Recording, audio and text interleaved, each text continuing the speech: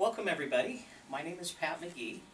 I am currently the founder and facilitator of a group called OCFTM, which serves the trans men in the Orange County and surrounding areas. I also was a co-founder and director of the Orange County Transgender Coalition. I've worked pretty extensively with PFLAG, which is the Parents, Families, and Friends of Lesbians and Gays, an organization that does support and advocacy for parents, families, significant others of lesbian, gay, bisexual, and transgender people, having support groups, that type of thing. There are 3 groups that meet locally here for PFLAG, North County, South County, and then there's a group here in Santa Ana that is in Espanol. Also there's a group in Long Beach too, so if you need any more information about those groups, please let me know. Also too, I was on the board of ECHO for about 6 years. ECHO is the Elections Committee for the County of Orange, a nonprofit political action committee focusing on LGBT, HIV, and women's issues. In terms of my background, I have an MSW, but I've got my bachelor's in psychology, and I also have a correctional science associate degree. At one point I wanted to become a correctional officer. So this particular area of interest is very important to me, and I really wanted to help people that have been incarcerated. However, as I got deeper and deeper into the system, and it actually was just waiting for an academy date, I discovered that I really wanted to help people. And our current system is not there to help people, it's there to hurt people. So I decided to run 180 in the other direction, and I'm now doing a whole different line of work, but am really happy to be here today, and actually very grateful that I have this opportunity to interact with this group. To try to help and do whatever I can to help promote the needs and make you more aware of the issues that affect the transgender inmate population. So we're going to talk about what is sex, gender, and transgender. We're going to talk about temporary versus permanent changes. So what I want to do is kind of give you an overall kind of global view of what transgender really means. We're going to look at the actual experience, including the costs involved, the surgery, documentation, that type of thing, so that you have a little more background and awareness of what is involved within the lives of the transgender community and what it takes to kind of go through this process.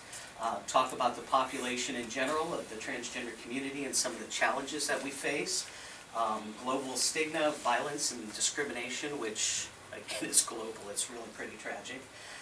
Then we're going to talk a little bit more specifically about police and prison reform recommendations, as well as I want to share some local transgender support group information with you too. So on a personal note, I transitioned actually 23 years ago this month. I began my hormone therapy, so I am female to male transgendered. So what is transgender? Basically, we're talking about cross-gender. This is going from one to the other, or often defines people whose appearance, presentation does not conform to the traditional gender and or social standards based on their birth anatomy, which is a very complicated way of saying going from one to the other. So there's many broad and varied definitions and terminology, and I want to make you very aware that this is my interpretation. So this is based on my personal experience, this is based on my experience working with the community, and it's also based on the research which I did during my educational work. So it's kind of my personal take on this. If you literally have 10 different transgender people in the room at the same time, you're probably going to get 10 different definitions as what transgender means. So I want to make that very clear that you understand this is just from my perspective. There is no typical way to be transgender. So if you've met one person, you haven't met them all. This is very different from a lot of other things. So it's very complex, which we're going to be getting into, but it'll kind of show you how we can be very, very different from each other, but yet still be within that same transgender realm. Each person may have a unique and varied experience and expression, and typically we're the T in the LGBT. So it's often a kind of an afterthought still. We still have a long way to go in regards to gaining full access And oftentimes even the lesbian and gay community is not really fully aware of who we are and what our needs are as well. Okay, in terms of vocabulary, transgender, I'm going to use it as an umbrella term. So think of it as the gay community. That's just not men. That's lesbians, bisexuals, whatever, all people that fall under those sexual orientation categories. So that's how I'm going to use the term transgender community. So it means a lot of different people. There is transgender specifically, which can be both a transitional and or permanent status. With the permanent, you've got male to female and female to male. There are people that fall kind of in between, and there are probably 30 at least different ways to say this. I've tried to pull some of the more common ones, but that doesn't mean that there's not other ways to express this. So gender nonconforming, gender queer, gender fluid, gender hybrid, whole list of ways to say that you've got some kind of presentation that's not quite all male, not quite all female. Then there's cross-dressers who do it on a temporary, occasional, or permanent basis. Male-female impersonation, drag queens, drag kings, which is done for performance, characterization, and employment. Intersexed. So this is where you actually have ambiguous or mixed genitalia and or reproductive organs and or chromosomes. So it's actually a biological, physical phenomenon. And then cisgender, which a lot of people haven't heard this term before. But cisgender basically means non-transgender. So for people that their gender, their sense of who they are as a person, and their bodies that normally, naturally line up are cisgender. Okay, I like this term from Jennifer Boylan. So gender identity, it's not who you go to bed with, it's who you go to bed as. So that's kind of where we're coming from here. So another way to look at it is sex is between your legs, gender is between your ears. So I want to kind of differentiate what we're doing here, what we're looking at. So sex is your physical and biological organs, your secondary sex characteristics, and your body functions. Where gender is who you are, your sense of whether you feel male or female, whether you present masculine or feminine. Okay, now I want to take gender identity and sexual orientation and kind of show you some different things here. Gender identity, so this is who you are, whether you feel masculine or feminine, do you feel like a man or a woman inside? Your sexual orientation is the gender or sexual anatomy that you are sexually and emotionally attracted to. So it is a little bit different there. And then your gender expression is how you present yourself to the rest of the world. Whether you're expressing the way you cut your hair, the clothing that you wear, your mannerisms, that's your gender expression. A lot of it may be culturally directed or socially defined as well. So a lot of this is influenced very strongly by the society that we live in. We all have gender identity, sexual orientation, and gender expression. Everybody does. Transgender people can often identify as gay, lesbian, straight, bisexual, polyamorous, pansexual, asexual. Some of these may be terms you haven't heard of before, but basically we're saying that just because you're transgender doesn't mean necessarily that you are going to be attracted to one particular gender or sex or the other. So there's a lot of room for variance there. And often transgender people, our relationships really kind of defy the language that we have. So if you've got a male-male couple, a female-female couple, but let's say one of those people has a penis and the other one has a vagina and you're having intercourse, you know, how do you define that? You know, I mean, are you looking at the social roles? Are you looking at the actual physical function? So we don't have the terminology yet to kind of really explain this fully. So the components of gender get very complicated here. So basically, gender and sex is not one thing. It's a combination of a lot of things that come together to make us women or men. So we've got the genitalia and the external anatomy, which this is the primary identification. When you're born, the doctor looks between your legs and says it's a boy or it's a girl. And for the most part, that's it. You've got a label for the rest of your life, and that's how everybody is going to see you and define you. We've also got reproductive organs, ovaries, testes. There's chromosomes, you know, the XX, XY, hormone levels, which, by the way, everybody has testosterone, estrogen, and progesterone in your bodies. It just depends on the level of those hormones as to how they affect you and how they may create changes in your body, creating secondary sex characteristics in the way you look. Genetics, so secondary sex characteristics like, say, breast size or body hair that you inherit from your family.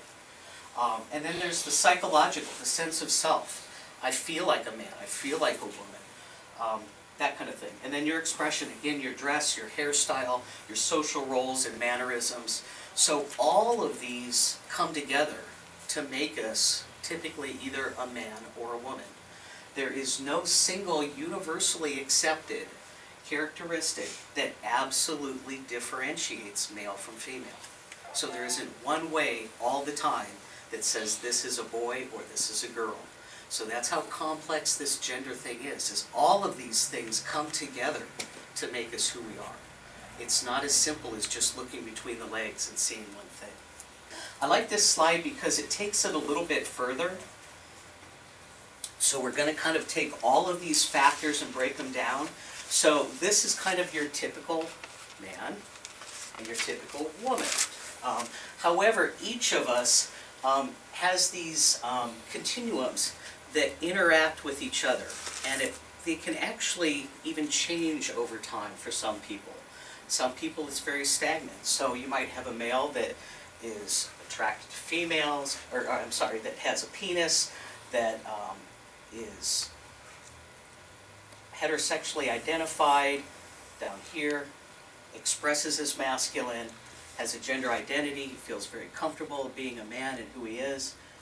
That's kind of the typical norm. However, you may have somebody that is a male that has a completely biological male body. His gender identity may be that he feels like a man. However, maybe he's got some expression that maybe he likes to express a little femininity. He likes softer things. He enjoys certain things that other men maybe don't enjoy, you know, I mean, taking on other type of hobbies, that type of thing, interests. Or maybe he's just attracted to other men. So we can, each of us, fall on these continuums in different places, but it just kind of shows you again that interplay between gender and all these different factors, that it's very quite complicated, and it all comes together to make us who we are. But again, it's not just this or that. In our society, we like to see things in black and white, male, female, boy, girl. But the reality is, nothing exists like that with our bodies and as people. Everything is on a continuum, whether it's your height, your intelligence, the color of your skin. There is no absolute this or that. And this gender and sex is the same way. It's all on a continuum. So temporary changes. Typically, you've got two classifications of people who temporarily express their gender or blur gender lines. Cross-dressers, this is the old term that we used to call transvestite. And actually many within the community still use that term themselves. Other people may see it as pejorative or not very accurate these days. These are people that are typically sexually motivated by dressing in women's clothing, maybe using lingerie, that type of thing, but usually there's a sexual component to it. But also, too, we've found that there's a particular kind of social role relief, and executives, CEOs, men in particular that are in very high power places may find that by dressing as a woman, it's a way to completely remove themselves from their role that they play. And it's like a little mini psychological vacation. So it's not necessarily done for sexual purposes. It's really more of just kind of a way to kind of have a little relief and get a break from the high stress positions and the jobs that they live. I believe J. Edgar Hoover They found a gown in his closet after he died.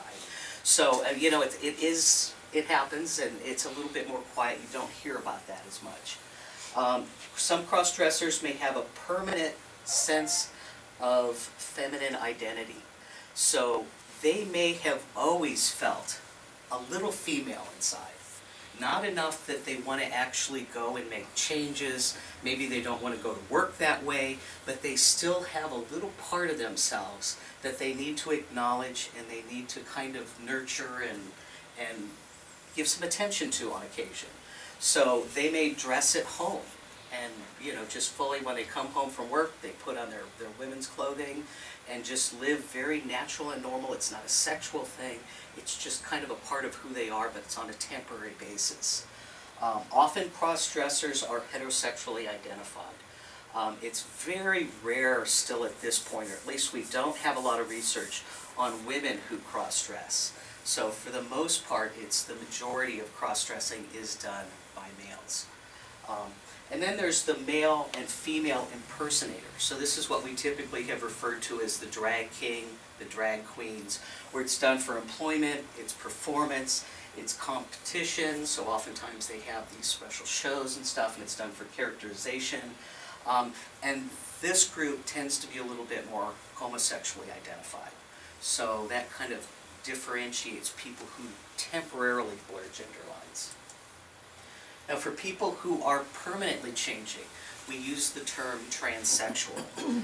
Now transsexual is a little bit more scientific, it's a little harder, so the community as a whole, you don't tend to hear this too often, but that does define people who do make a permanent change.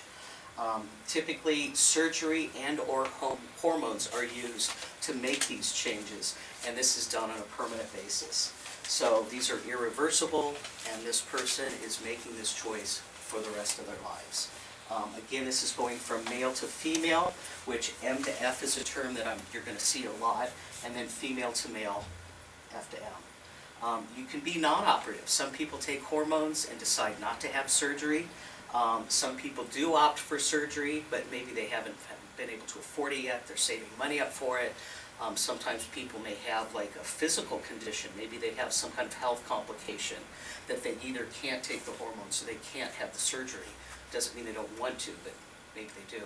Other people don't want the surgery. They don't feel that they need it. So that's where we kind of get into this individual thing, kind of where each person is a little bit different, and it's up to that person as an individual to decide what their needs are and how far they want to go. I want to just touch briefly on this because if you are dealing with people that are being detained, this may come up because WPATH, the World Professional Association for Transgender Health, this is what puts out the standards of care, or the recommendations that professionals use for the transition process from going from one gender to the other. So this is a good resource for you. These are medical protocols. They're used by a number of different people. So this is basically the guideline for what you're going to do, how you're going to do it, the time frames. These are recommendations, but they may not be appropriate for all people. We're currently on our 6th edition. However, they continue to change each time and often are becoming more and more progressive each time as well. The original protocols were written strictly for men becoming women, and they forced the women becoming men to follow those guidelines, which happens a lot actually in medicine, where they just look at the male and they just assume that the female is the same, and they can kind of switch those. However, that's not necessarily the case, and it doesn't always work out that well. Stages of transition. So basically there's a self-realization.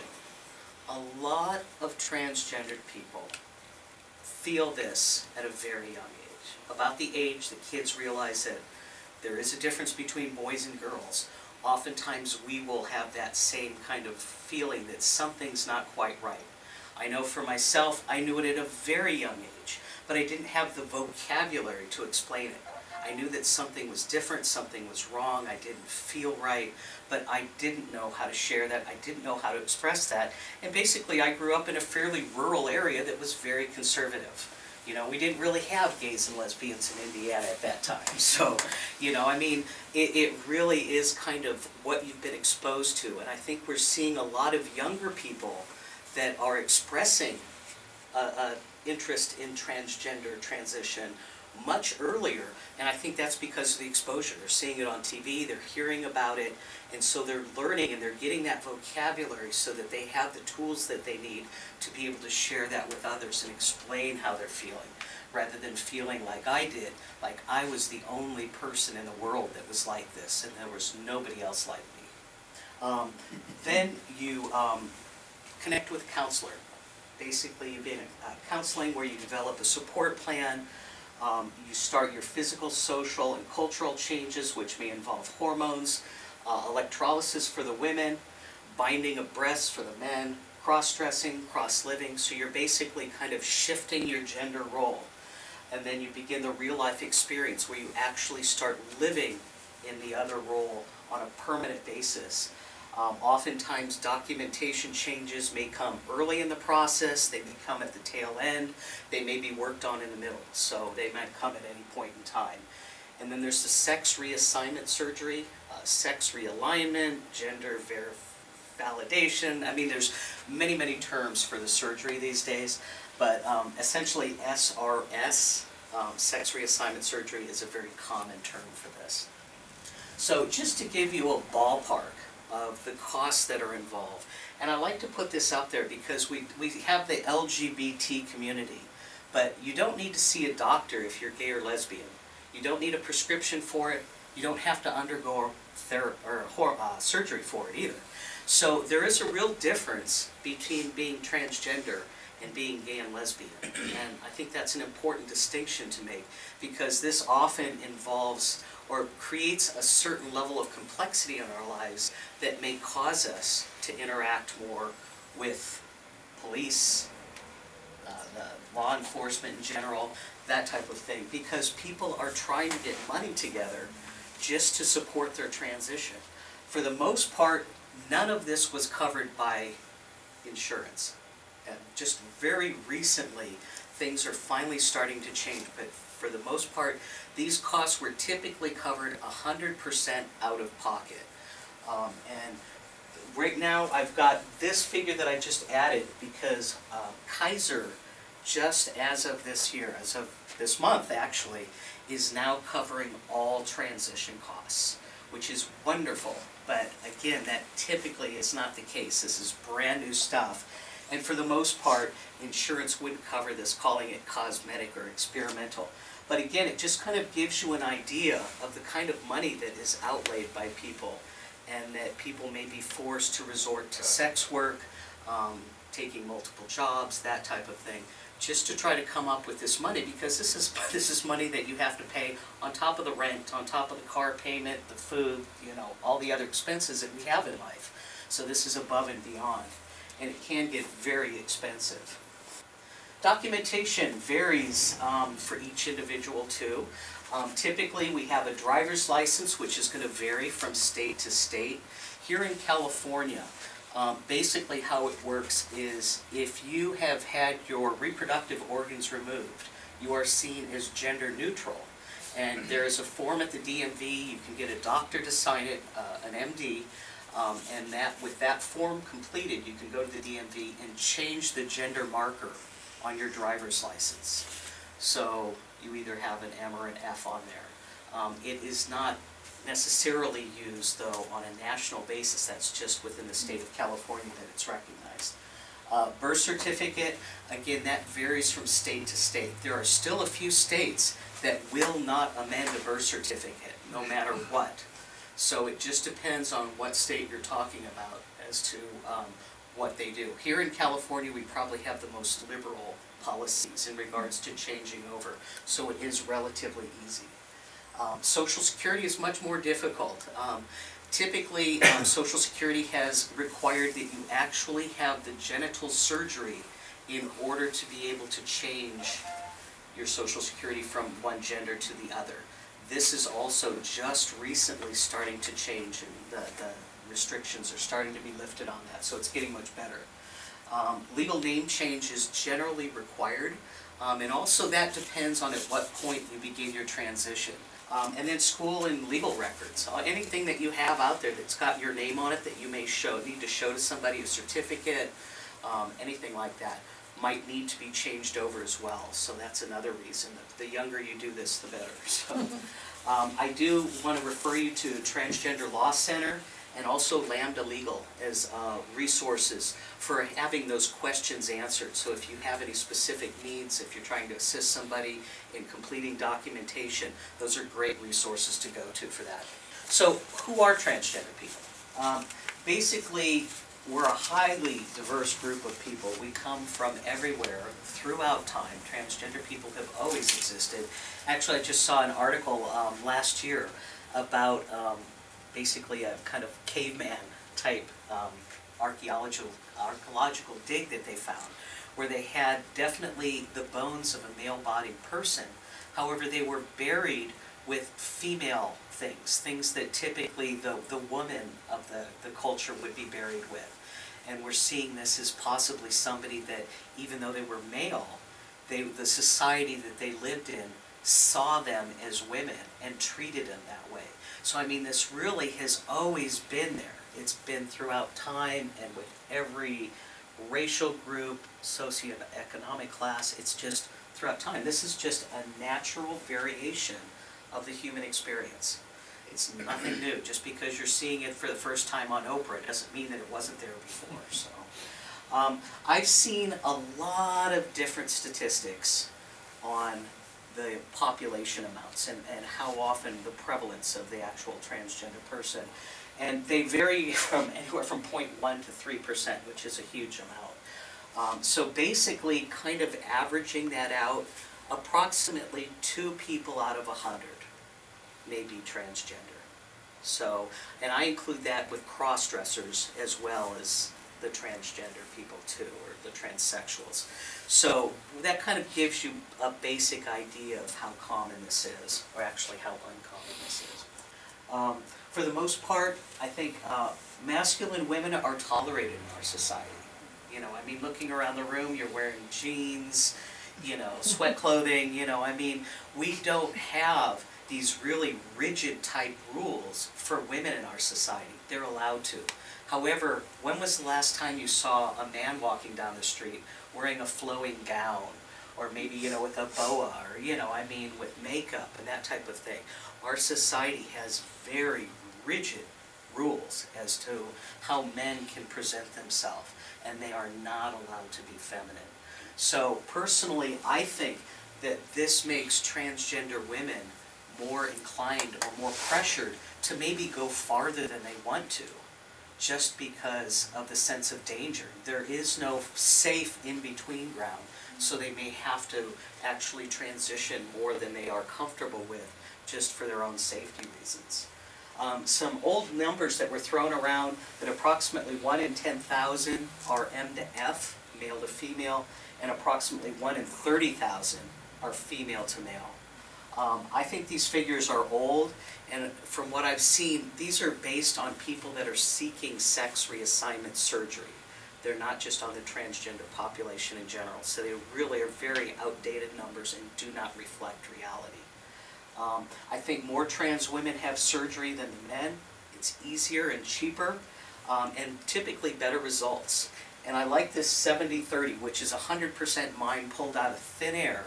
But I would say, just based on what I've seen, about 70% of the male to female transgender population do have the sex reassignment surgery, where about 30% of the female to males have the gender reassignment surgery. So we're talking, there is a big difference there, and they've really perfected the surgery for the women much more than the men. It's much more complicated, it's much more risky, and it just involves a lot more. So it's much harder with less results, less improved results. Typically too, we've been looking at some new numbers that approximately 40% of the transgender population has either contemplated or very seriously considered committing suicide, which is the highest number of any group, of any population, anywhere. I mean, this is really huge. It's like 4 times even, you know, really the high numbers of other groups. So this is very, very high. And I think, again, this is a reason why we don't really have a good grip on how many transgender people are really out there, because we don't know how many people may have killed themselves before they've even felt like they could share it with somebody else. So maybe they took their secret to the grave and nobody ever knew what their real feelings really were. Just some more information about dealing with transgender people. It's not okay to ask somebody about their genital status. You know, and this is very common. I mean, I can't tell you how many people, you know, that's like the first or second question they want to ask me. And it's like, that's a very personal thing. So just kind of keep that in mind, that that's none of your business. You know, I mean, if they want to share that with you, that's fine. But it's not okay to automatically just think it's okay to ask that. It's also not okay to out a trans person to somebody else, even another transgender person. So again, you should respect that. If they share that with you, I mean, they're sharing that with you. They're not sharing it with the world. So if you want to go tell other people, you should definitely get their permission first and make sure that it's okay with them. Some people, after they have the surgery, may no longer consider themselves to be transgender or transsexual. They're men, they're women, they go off, they live their lives. Done. So just kind of keep that in mind, though. They may not recognize, they may not want to be referred to as transgender. Some transgender people may want to seek to confirm that real strict male-female gender binary that we have. So they want to be really male, they want to be really female, they you know, feel very strongly about those differentiations, and that's where they align with. Where other people, like the gender queer people, you know, kind of want to throw that in your face and say, phooey on you know, who says that you can say there's only this or that, you know, I'm myself and I may be somewhere in between. And then some people within the transgender community may never identify as LGBT. It may not even occur to them to go to a gay and lesbian center to seek support because they don't see themselves as a part of that community. They are who they are, they're who they're attracted to, and they just don't make that connection within themselves. I have seen certain situations where people have decided not to transition because they knew they were going to lose their family, and typically that's the #1 reason, is family or personal relationships, that they realize that those people are going to be lost in their lives, and it's more important to retain those relationships than it is to seek their own gender transition. So that sometimes will prevent people from having the surgery.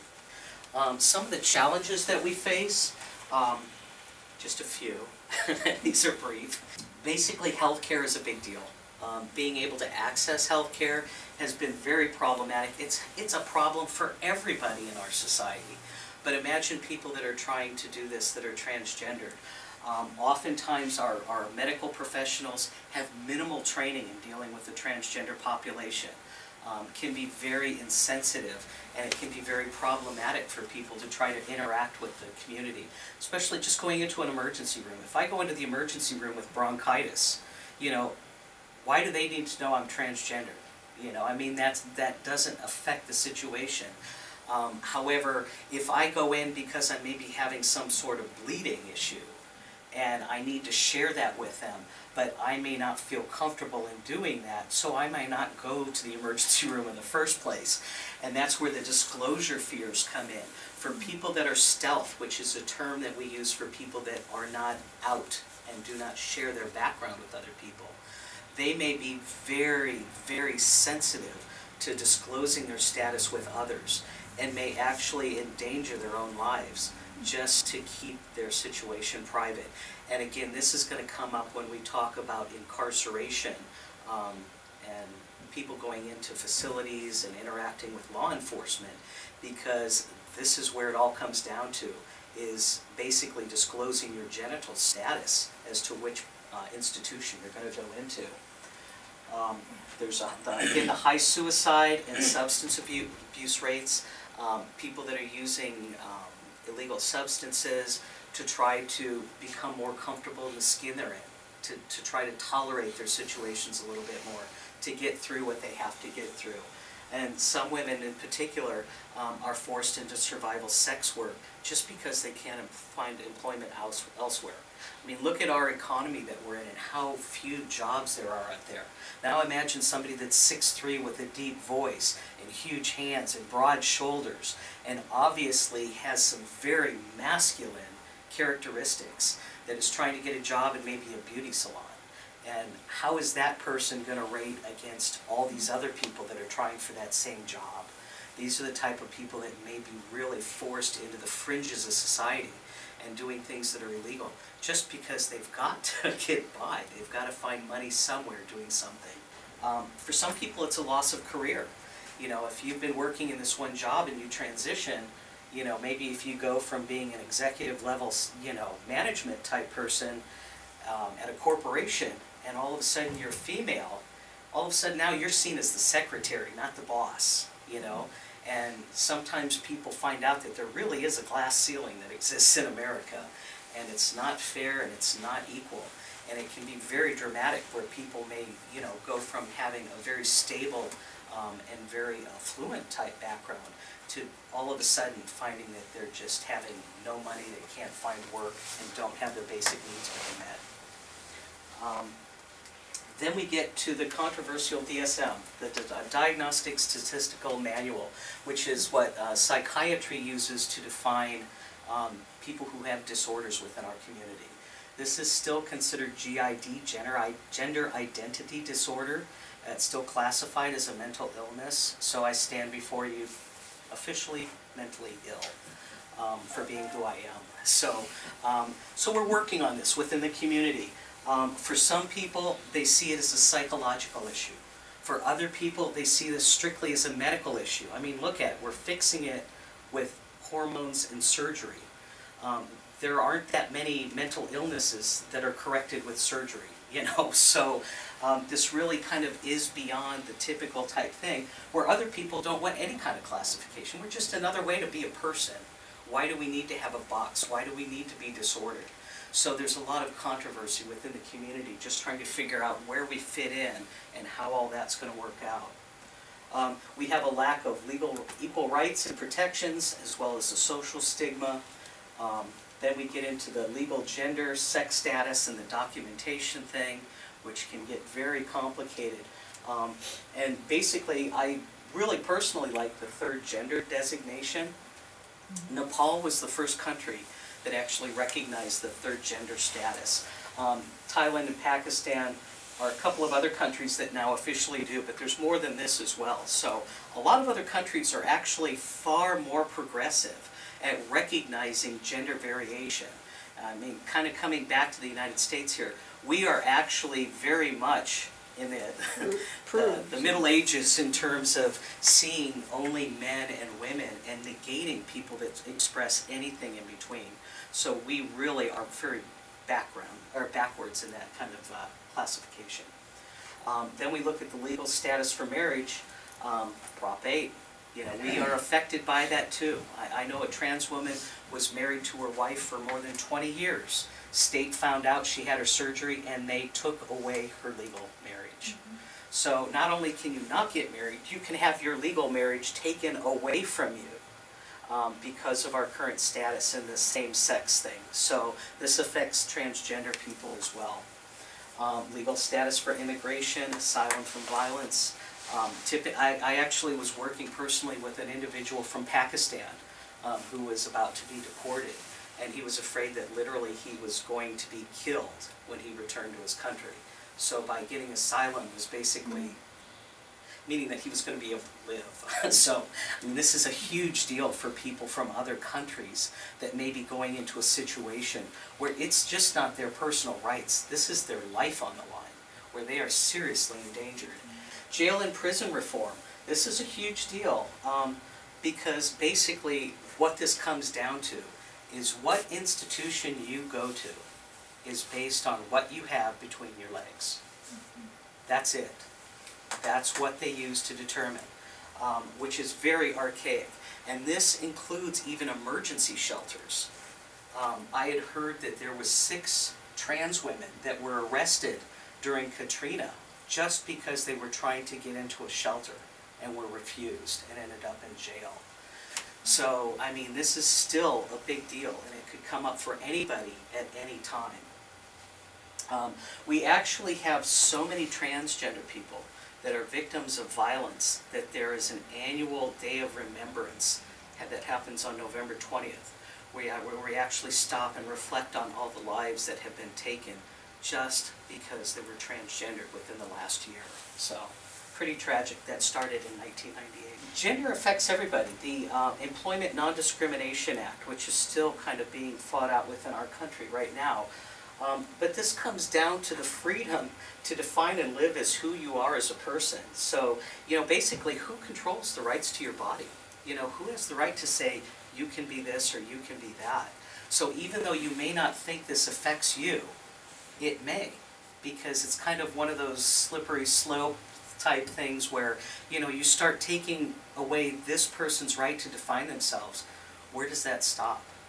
You know, who's going to define maybe what you can wear, where you can work, where you can live? You know, all of that can at one point be taken away if we start taking away people's rights to let them be who they are. I've got gender-based violence against the transgender community. This is actually directly taken from Kate Giles, who's a policy analyst with the Population Reference Bureau. But basically, what she does is outlines that in a 2009 survey of middle and high school students, 64% of the LGBT students reported being verbally harassed, 27% reported being physically harassed, and 13% reported being physically assaulted in school because of their gender expression. 19% of respondents in a 2008 national transgender discrimination had experienced domestic violence from a family member. Let me say that again. 19%, about 20 people, 20% within their own families had experienced violence. In Turkey in 2010, 16 people were murdered due to their real or imputed sexual orientation and or gender identity. In Guatemala, 3 transgender women were murdered within the course of 1 week in 2009 for being transgendered. And there's actually the Trans Murder Mentoring Project, which has documented 539 murders of transgendered persons in 42 countries, representing every region of the world from January 2008 through December 2010. But again, this is the countries that are reporting, so we have no idea about the unreported deaths that have occurred. And again, too, I think you need to think about what a tiny portion the transgender community is, and that makes these numbers even larger, to think that we're talking about hundreds of people, if not thousands, that are being murdered. Again, going on, even though efforts to document and combat gender violence within the transgender community has begun, they do recommend some interventions, and I wanted to share these with you because I thought they might be helpful for you.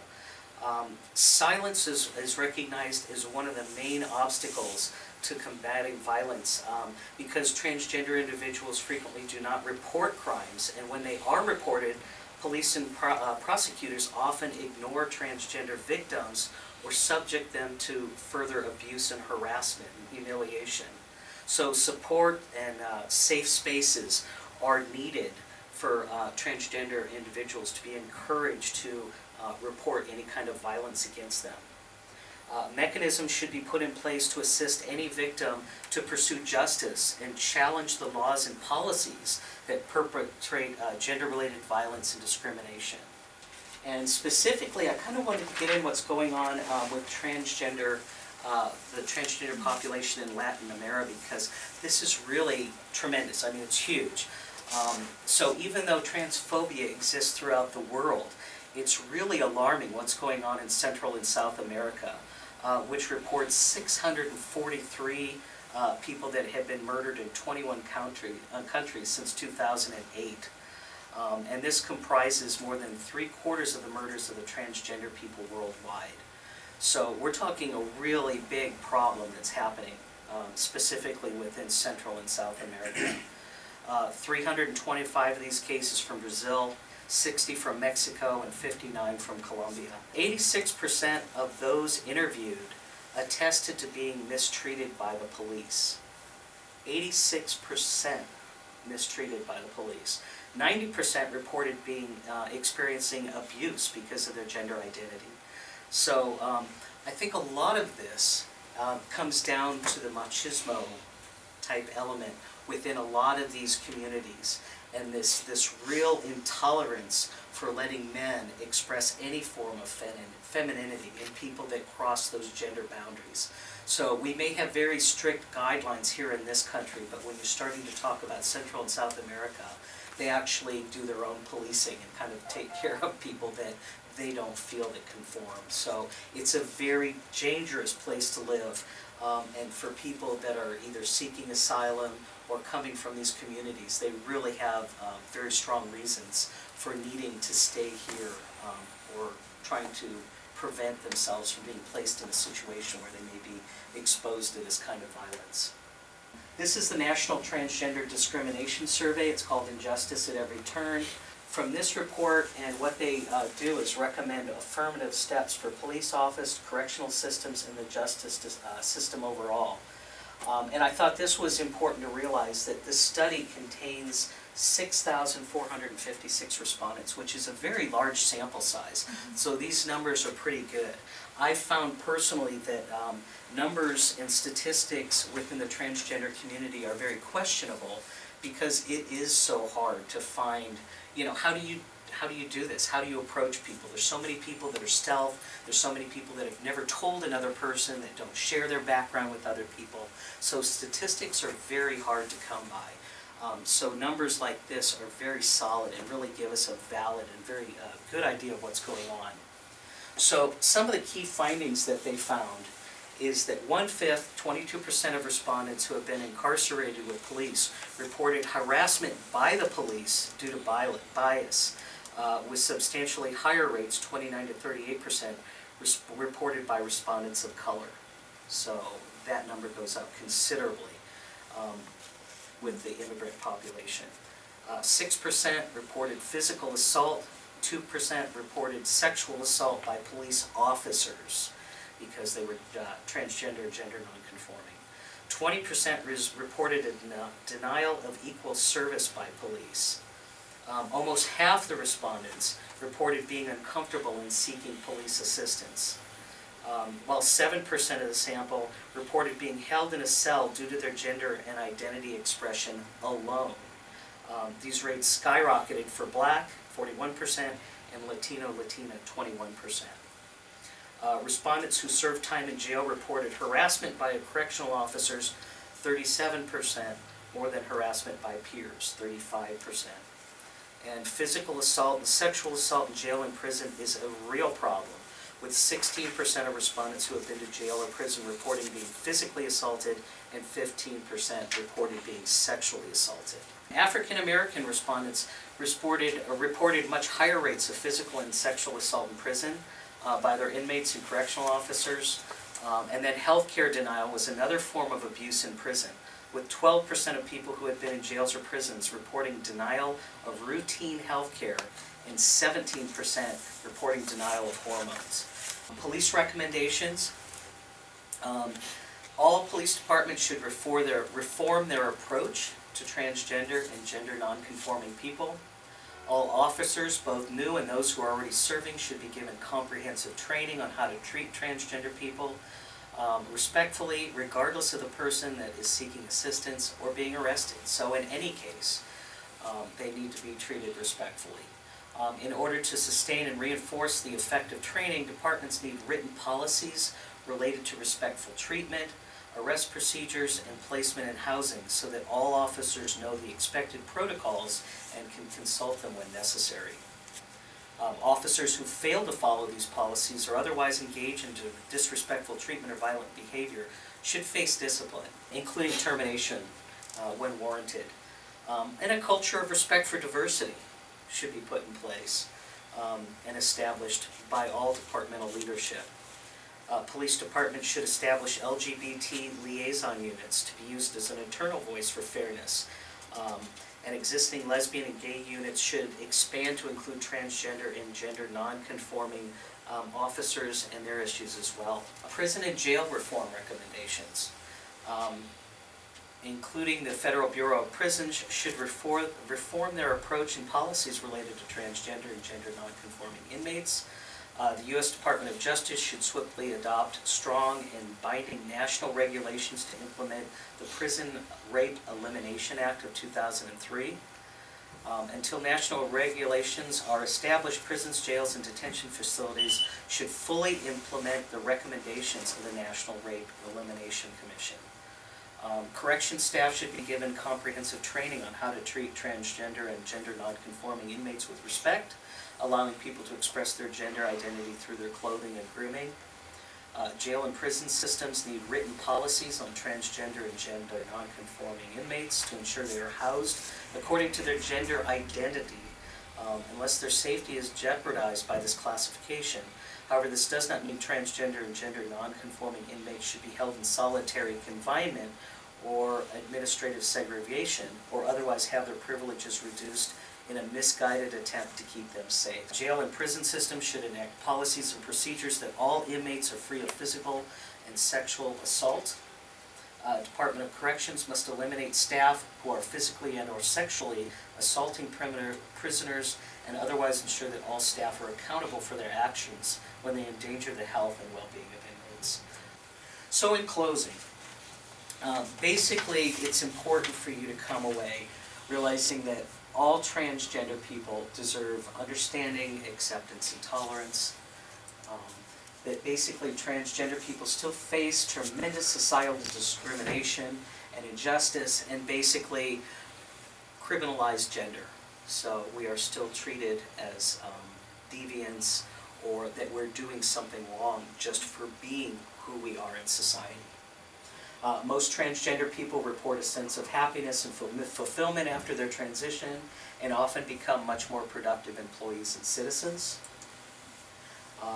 Never assume to know a person's gender anatomy or anatomy based on their gender expression.